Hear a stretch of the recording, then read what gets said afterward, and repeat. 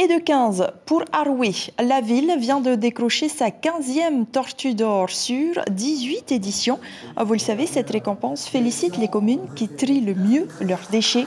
Les habitants de cette commune de la côte Est produisent en moyenne 60 kg de déchets recyclables annuels. Poun Aouya et Paia complète le podium.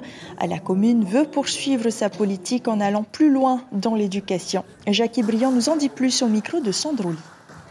Il y a un autre point sur lequel nous travaillons, c'est au moment où vous faites vos courses, au moment où vous achetez, au moment où vous allez faire ce que vous estimez comme nécessaire pour des besoins à la famille, évitez de prendre des emballages pour lesquels on aurait pu peut-être mettre dans un sac qui soit réutilisable, dans un panier qui soit réutilisable. Donc il y a tout ce travail qui est au départ fondamental pour qu'au bout, on ait encore moins de déchets.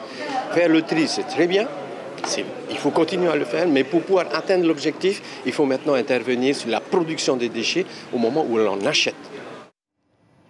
Et dans la catégorie des îles éloignées, Rimatara décroche donc la médaille de bronze, une première pour l'île. On en parle avec son maire, Artigas Hatitio Yorana. Merci d'être sur Polynésie la première. Alors ce n'est qu'en 2020 que Rimatara a appliqué le tri des déchets. Une récompense 3 ans plus tard, c'est une fierté pour vous? Effectivement, avant de répondre à cette question, je voudrais saluer toute la Polynésie qui nous regarde, mais tout particulièrement la population de Rimatara. Effectivement, c'est une fierté pour moi et à travers moi, c'est toute la population de Rimatara qui en est fière de cette récompense. Mais que cette récompense ne reste pas uniquement une récompense, ça doit nous inciter à continuer dans ce chemin-là du tri, afin de rendre notre île propre, exemplaire là-dessus. Pourquoi pas devenir l'île la plus propre de la Polynésie. Alors justement, comment obtenir l'or l'an prochain? Est-ce qu'il y a encore de l'éducation à faire auprès des administrés de Rimatara? Tout à fait, il y a toujours de l'éducation à faire auprès de la population, il y a toujours de la sensibilisation à faire, c'est jamais assez. Mais je pense qu'avec les actions qu'on vient de mener, lorsqu'on met des actions derrière nos paroles, la population suit facilement ce que la commune met en place. Avec 919 habitants sur l'île, est-ce que la gestion des déchets est simple? On ne va pas dire que c'est simple, mais il faut mettre des lignes conductrices en place et rameuter tout le monde dans le tri des déchets. Je veux dire que là, on s'attaque, vous savez, quand on parle de l'environnement en général, c'est tellement vaste. Là, on touche un bout de l'environnement. Mais je pense que Rimatara a pris le bon chemin en s'attaquant au tri, parce que Rimatara est démuni de CET. Et quand on refuse un CET, il faut essayer de trouver autre chose. C'est pour ça qu'on a mis l'accent sur le tri et l'accent sur le rapatriement sur les propriétés. Donc, concernant les déchets recyclables, et je tiens à remercier également la société 3P qui nous offre un rapatriement gratuit 2 fois par an concernant les déchets recyclables.